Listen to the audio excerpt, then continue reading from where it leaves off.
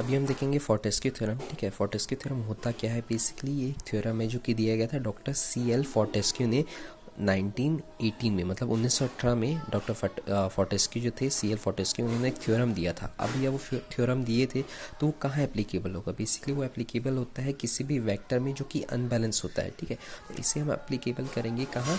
अपने power system में। Basically हम जानते हैं कि अपना जो पावर सिस्टम होता है उसमें बेसिकली वोल्टेज वगैरह जो रहते हैं 120 डिग्री अपार्ट होते हैं। ठीक है, तो बैलेंस कंडीशन के लिए होता है, लेकिन ये जो बताया था उन्होंने वो अनबैलेंस के लिए बताया था। तो चलिए देखते हैं कि भैया फोर्टेस्क्यू थ्योरम होता क्या है। तो पहले ये देखेंगे कि भैया फोर्टेस्क्यू थ्योरम क्या क्या कहता क्या है। ठीक है, तो यहाँ लिखा है, देखिए, according to the Fortescue theorem the 3 unbalance vector can be replaced by set of 3 balance system vector.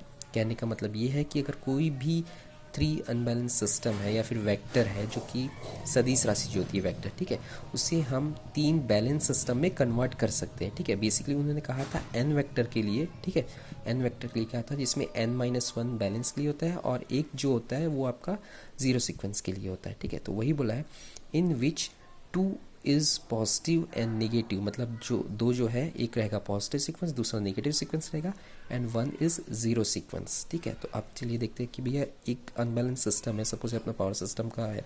ठीक है, जिसमें वोल्टेज जो है अनबैलेंस है, ये VA है, VB है, VC है, तीनों के बीच में डिफरेंस कितना होता था? 120 डिग्री अपार्ट होना था, बट ये सिस्टम अनबैलेंस है, मतलब यहाँ जो 120 डिग्री था वो नहीं है। ठीक है, तो डॉक्टर CL फोर्टेस्क्यू के हिसाब से इस अनबैलेंस सिस्टम को हम 3 बैलेंस सिस्टम में कन्वर्ट कर सकते हैं, जो कि पहला होगा पॉजिटिव सीक्वेंस, दूसरा नेगेटिव सीक्वेंस और तीसरा होगा जीरो सीक्वेंस वेक्टर। ठीक है, पॉजिटिव सीक्वेंस वेक्टर कौन सा होगा? जो आपका नॉर्मल जो ओरिजिनल वेक्टर होता है बैलेंस कंडीशन में, वही होगा। यहाँ पर पॉजिटिव सीक्वेंस को VA1, ठीक है, जो वोल्टेजेस है उसमें, ठीक है, VB1 और VC1 से शो किया गया है। अब देखते हैं कि भैया नेगेटिव सीक्वेंस होता क्या है। नेगेटिव सीक्वेंस में क्या होगा? जो डायरेक्शन पॉजिटिव सीक्वेंस में होता है जस्ट उसका अपोजिट हो जाएगा।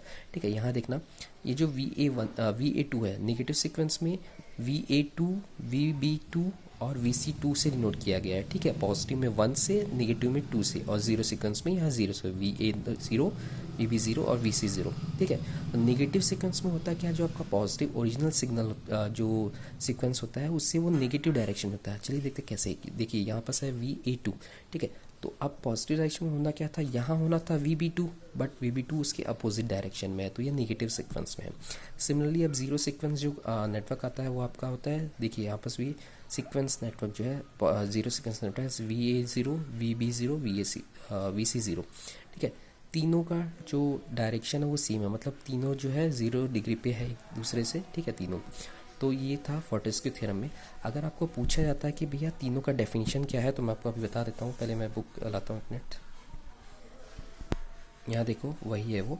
ठीक है, यहाँ लिखा है पॉजिटिव सीक्वेंस कंपोनेंट या फिर positive vector which has 3 vectors of equal magnitude but displaced in phase from each other by 120 degree has same phase sequence as the original vector। ठीक है, यहाँ वही बताया हुआ है, देखो देखो, VA1, VB1, VC1, ये आपका पॉजिटिव वेक्टर है। ठीक है, अब यहाँ पास क्या देखो, दूसरा वाला जो है नेगेटिव वेक्टर है। ठीक है, नेगेटिव आपका सीक्वेंस है VA2, बट यहाँ आना चाहिए था VB2 आना चाहिए था, बट वो लिखा हुआ है VC2। ठीक है, तो सीक्वेंस चेंज हो गया, इसलिए उसको नेगेटिव सीक्वेंस बोला जाता है। तो इसका डेफिनेशन ये है, negative sequence component which has 3 vectors of equal magnitude but displaced in phase from each other by 120 degree and has phase sequence opposite to the original vector. ठीक है, फेज सीक्वेंस चेंज हो जाता है।